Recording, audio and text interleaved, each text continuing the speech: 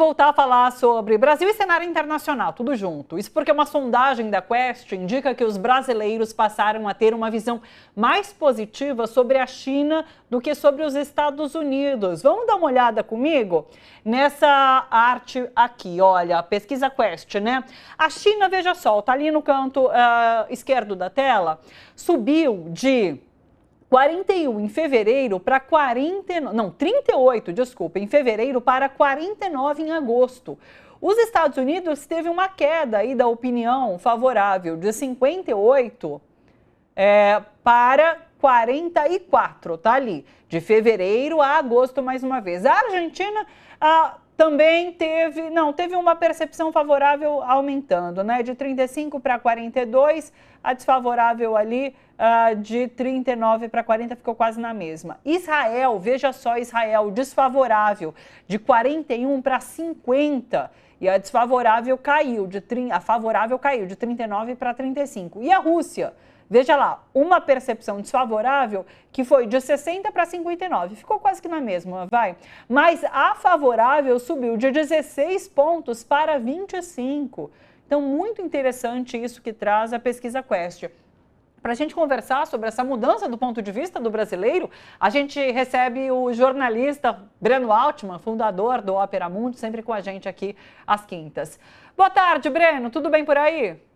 Boa tarde, Thalita. Um prazer estar contigo e com toda a audiência da TVT novamente.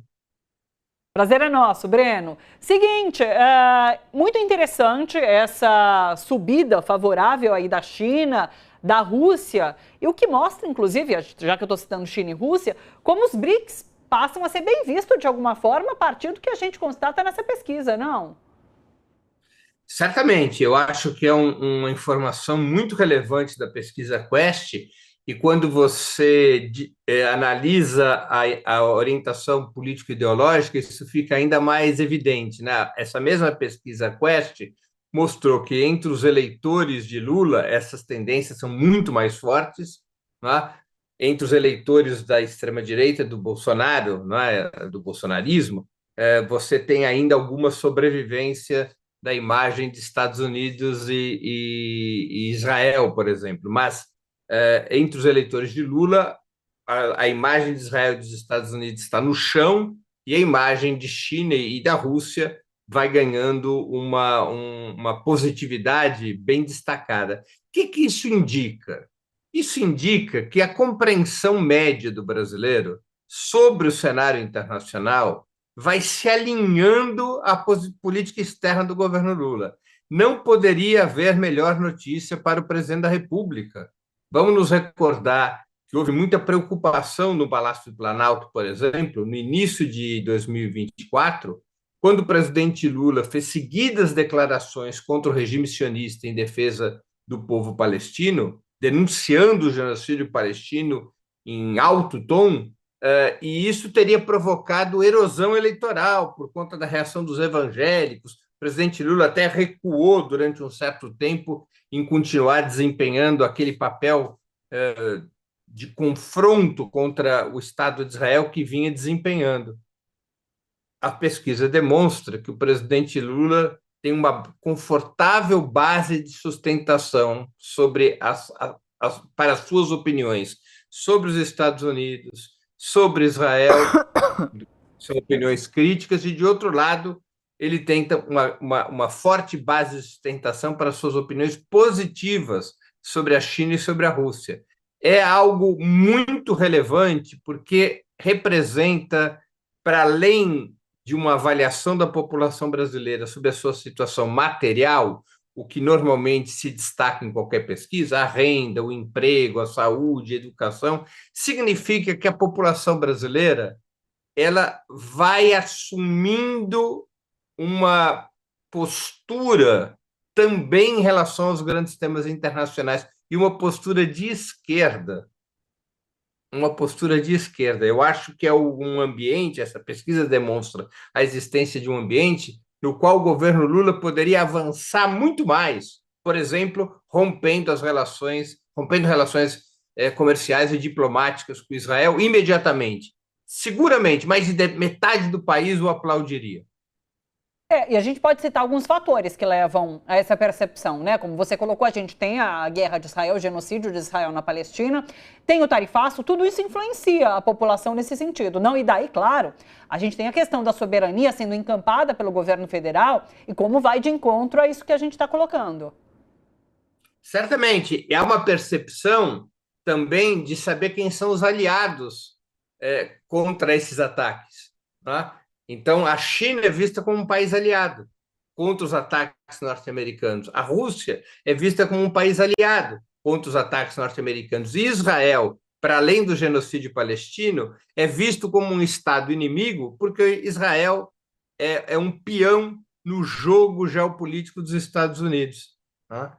Então, são informações muito interessantes para compreender que a política externa brasileira, ou pelo menos os aspectos mais combativos da política externa brasileira, mais claramente contra-hegemônico, anti-imperialista, anti-sionista, esses aspectos vão ganhando apoio na opinião pública. É um sinal verde para o presidente Lula avançar ainda mais. Sobre rompimento de relações com Israel, você tem isso em perspectiva? Você acha que o Brasil tende a tomar essa atitude e que a reação, por conta disso tudo que a gente está conversando, poderia ser menor do que seria há alguns meses atrás? Olha, gradualmente o governo brasileiro vai adotando medidas em relação a Israel. A gente tem sempre que levar em conta, me perdoe o recurso a uma imagem futebolística, que talvez eu até já tenha usado aqui, o presidente Lula é que nem o Tite como técnico de futebol. Ele não é afeito a muitos riscos. Ele gosta de colocar o time bem fechado na defesa, fazendo gol em contra-ataque. E não fica muito preocupado em jogar bonito para a torcida aplaudir. Não é como o Tele Santana. Bom, nem o Tite nem o Tele Santana ganharam Copas do Mundo, mas aqui fica a comparação. Então, o presidente Lula joga cautelosamente, tá? Vai avançando suas peças cautelosamente. E isso explica esse gradualismo. Eu creio que as condições estão maduras, em termos da opinião pública interna e internacional, por um ato de ruptura formal. Ou seja, como fez o presidente José Sarney, veja que ironia, Thalita, o conservador José Sarney suspendeu as relações comerciais e diplomáticas com a África do Sul exatamente no dia 9 de agosto de 1985, condicionando a normalização das relações ao fim do regime do apartheid. Eu creio que as condições estão maduras para o presidente Lula agir desta forma, suspendendo ou rompendo relações comerciais e diplomáticas com o Estado de Israel até que seja plenamente reconhecida a autodeterminação do povo palestino nos termos das resoluções das Nações Unidas. Claro que romper com o regime sionista é mais difícil do que romper com o regime de apartheid da África do Sul nos anos 80 e 90, não é? A África do Sul não tinha, como há aqui no Brasil, um lobby poderoso. Aqui no Brasil nós temos o lobby israelense, o lobby sionista. A pressão internacional ainda é forte em favor de Israel, porque o governo norte-americano e vários países europeus ainda mantêm a sustentação do regime sionista, mas ainda assim eu creio que as condições estão maduras para essa ruptura e essa ruptura seria vista como um ato positivo, digno de aplauso, mobilizador dentro e fora do Brasil. Ô Breno, já que a gente está falando sobre ruptura, agora no cenário nacional, né? A gente teve reunião ministerial essa semana, né? E Lula fez uma cobrança aos ministros que fazem parte dessa suposta base que ele tem, de que eles precisam caminhar junto com o governo, né? Mas a gente sabe que a situação está difícil. Tem muito ministro que continua caminhando com a oposição, com o chamado centrão. Até que ponto essa ruptura, de fato, é importante e necessária nesse momento? E Lula pode fazer isso, na sua avaliação? Olha, o presidente Lula tem que lidar com duas situações simultâneas. Primeiro, a governabilidade dentro do parlamento. Os partidos de esquerda e centro-esquerda, juntos, não têm voto suficiente para aprovar projetos favoráveis ao governo. Na outra ponta, o presidente tem a preparação das eleições de 2026. São duas situações que não necessariamente confluem para a mesma posição. Então, o presidente Lula não quer solavancos maiores ainda na relação com o Congresso. Mas o presidente Lula me parece ter absolutamente claro que os partidos da direita que estão no governo não o acompanharão na reeleição. A Federação União Brasil PP em especial, mas também o PSD, o Republicanos. Talvez escape dessa situação o MDB. Fora disso, o presidente sabe que esses partidos terão estarão localizados no mapa eleitoral com candidatos de direita contra a candidatura do presidente Lula. Mas o presidente Lula vai levando em banho-maria, aumentando gradativamente a pressão sobre esses partidos, sem querer provocar uma ruptura, para controlar melhor o ambiente no parlamento. Novamente, é o nosso Tite. Time na defesa, jogando em contra-ataque, tentando evitar turbulências o máximo possível. Agora, eu creio, Thalita, e vou dizer com muita clareza essa minha opinião, de que o presidente Lula, para disputar 2026, precisa tão e somente de uma frente de centro-esquerda. Uma frente do PT, do PSOL, do PCdoB, do PSB e do PDT. E mais, eventualmente, pequenos partidos como a Rede e o Partido Verde, que estão nas federações capitaneadas, respectivamente, pelo PSOL e pelo próprio PT. Com uma frente de centro-esquerda, o presidente vai estar muito próximo dos 50%, e aí, no segundo turno, poderia ampliar um pouco essa aliança para derrotar um eventual candidato de direita. O cenário político do país mudou. Nós estamos numa nova conjuntura nas últimas semanas. O bolsonarismo se isolou, a direita está num processo de fragmentação, substituindo forças centrífugas por forças centrípedas por forças centrífugas depois do episódio Donald Trump. A popularidade do presidente está crescendo, as intenções de voto nele também. Então, tem margem para constituir uma frente de centro-esquerda que tenha um programa mais avançado, uma identidade mais clara, um discurso mais coerente, até para ajudar a eleger mais deputados de esquerda, para resolver o problema parlamentar ou melhorar a situação parlamentar lá adiante. Não é? Quanto mais ampla a frente, mais difícil para o presidente fazer campanha para deputados e senadores de esquerda. Quanto mais coerente, mais coesa a frente, mais ideologicamente identificada a frente, mais fácil para o presidente pedir votos para os candidatos do PT, do PSOL, do PCdoB e assim por diante. Para poder transferir a força eleitoral do presidente Lula para os deputados e senadores. Então, eu creio que uma aliança deste tipo seria mais do que suficiente para o presidente Lula ser reeleito.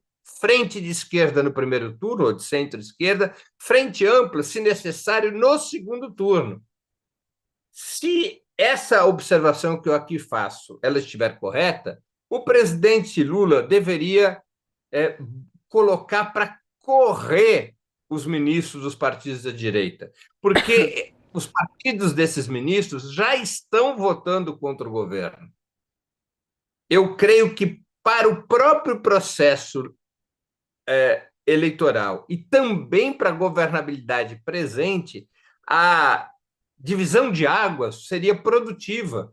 Por que manter no governo ministros cujos partidos já estão votando contra o presidente Lula e preparam o apoio a uma candidatura de direita? Eu creio que o presidente Lula ganha na opinião pública se ele toma a iniciativa de dizer: se vocês não estão com o meu programa, eu não os quero mais no governo.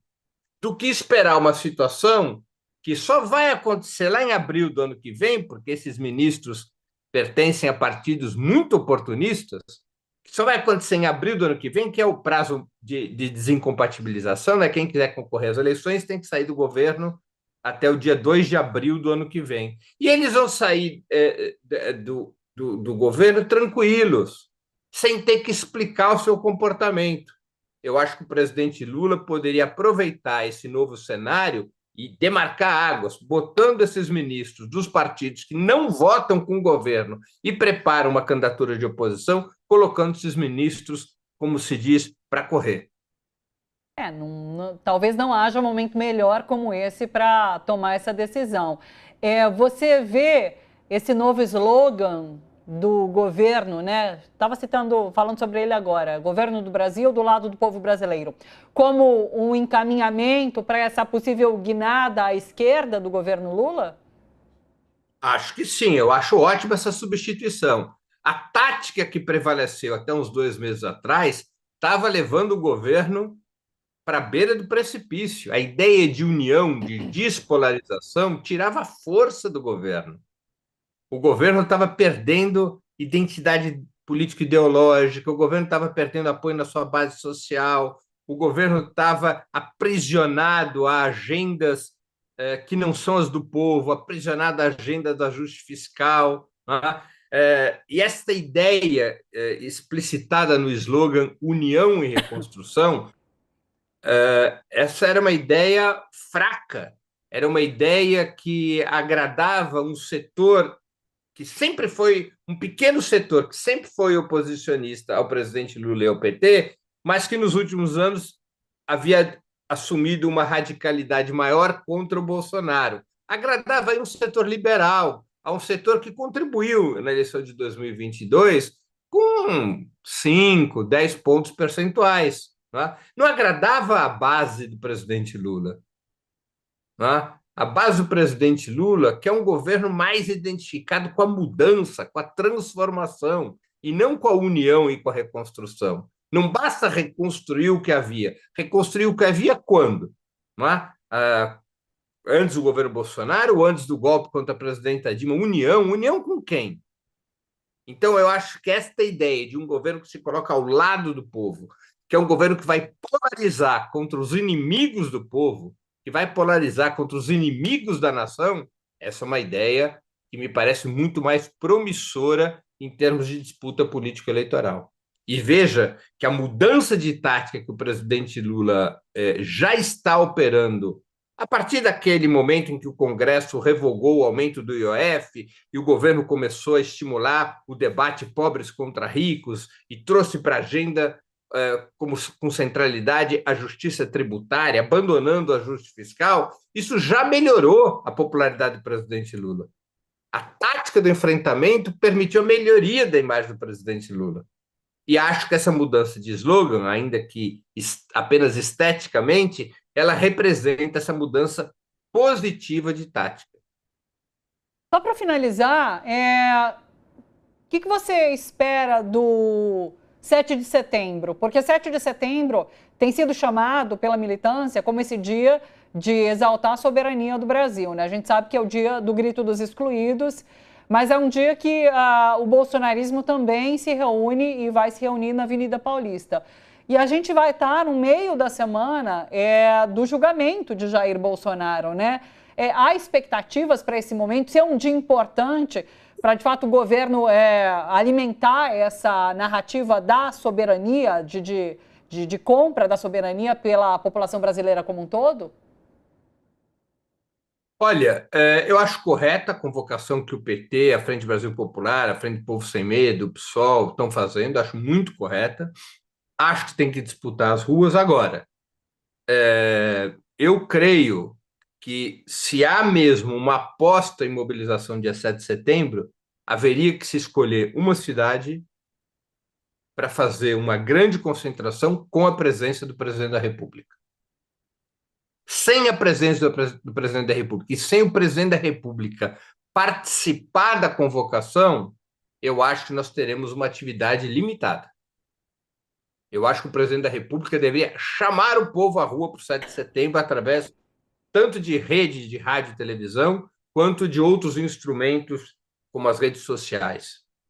E participar de uma dessas atividades, que pode ser em São Paulo, pode ser no Rio, pode ser em Brasília.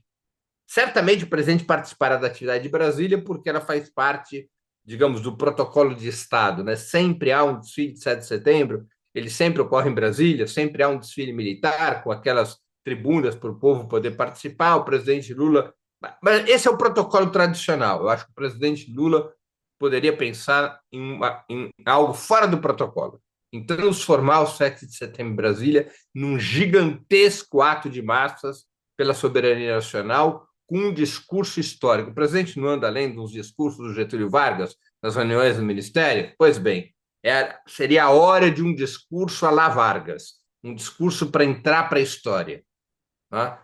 Aí sim nós teríamos, digamos, uma mobilização de forças mais expressiva. Perfeito. Eu estou adiantando essa discussão, ainda vai ter a próxima semana antes do dia 7 de setembro, viu, pessoal? Mas é isso. Breno, muito obrigada. Sempre um prazer e uma honra ter você por aqui. Um beijo grande, até a próxima semana. Muito obrigado, Thalita. Um bom dia a você, a audiência da TVT, e a gente se encontra então na próxima quinta-feira. Até lá. Tchau, tchau, Breno.